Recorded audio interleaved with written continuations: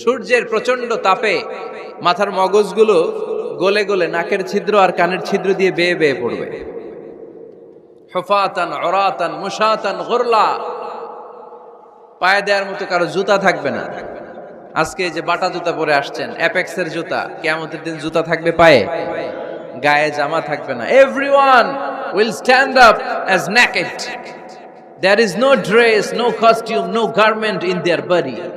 দেহে কোনো পোশাক নাই, পেটে খাবার নাই, পায়ে জুতা নাই, সূর্যটা মাথার কাছে, তৃষ্ণায় জিহ্বাটা বের হয়ে নাভি পর্যন্ত ঝুলতে থাকবে।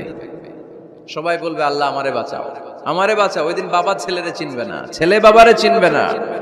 অনেক বাবা ছেলের কারণে জাহান্নামী হবে, অনেক ছেলে বাবার কারণে জাহান্নামী হবে। তাহলে তখন বাবা ছেলের শত্রু হয়ে যাবে, ঠিক কিনা?